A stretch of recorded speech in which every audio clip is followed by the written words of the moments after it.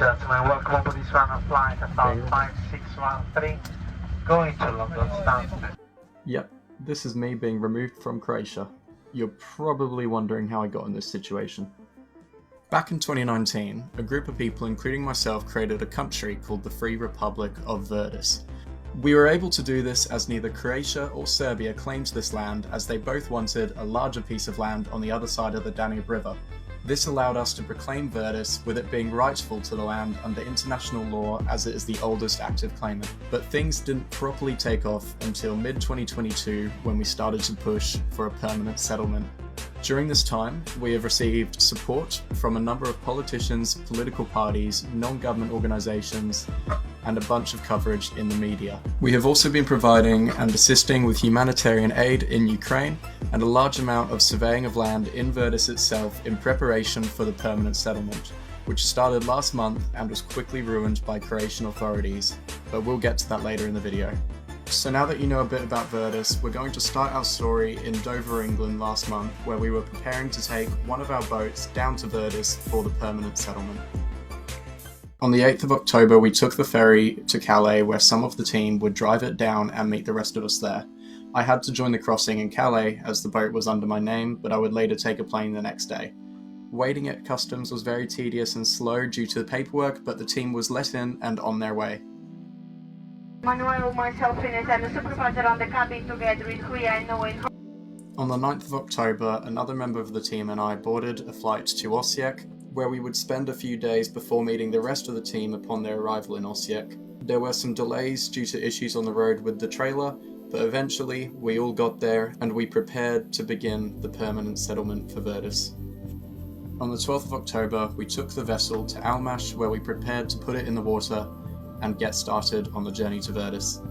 Due to an issue with one of our engines, we had to switch to a slightly less powerful engine that was only 5 horsepower, and as we were going up the Danube, this meant that it was going to be extremely slow. It took about 2 hours to go 10 kilometers and we arrived in dark. So we have just landed in Verdus. We're currently tying up the boat.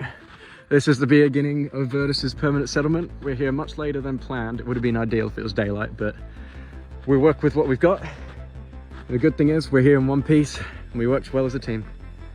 Landing in Verdus marks the beginning of the permanent settlement. We quickly set up camp and logged our documents. Aside from a slight problem with a bear that appeared to have swum over from neighbouring Serbia, we all had a comfortable night in preparation to bring more resources back from Croatia tomorrow to begin infrastructure and capacity for registered settlers due to arrive over the coming weeks. In the late morning of the 12th, a settler and I got on our boat to pick up a visitor and journalist in Almash, Croatia, and also pick up extra resources including more fuel. Hey guys, I'm currently filming in Almash. We went to go get some fuel for the boat, and at a very inopportune time, Croatian police entered Verdus. Not arresting anyone, just having conversation and stuff. They're checking people's IDs and they're waiting for us to come back. We're going to come back. This was a violation of international law, as Croatia didn't and still doesn't claim the lands that Verdus claims. This is also shown on their cadastral mapping. They had no right to be on the territory. The settler told me that one of the officers rubbed his hand in the mud and then on the Venetian flag as a clear sign of aggression. Only the journalist and I hopped back on the boat, where we had a 2-hour drive up the river, not knowing what was going to happen, only to be immediately detained upon arrival in Verdus. 2 of the settlers were fined, with the reason being camping in a nature reserve. Although once again, Verdus is outside Croatia, and the settlers confronted the nature reserve park rangers a few days later about the matter, which they themselves admitted that the reserve is not part of Verdus, and it even shows that on their brochures. We were repeatedly told that we were not under arrest, but we were also told that we were not allowed to record.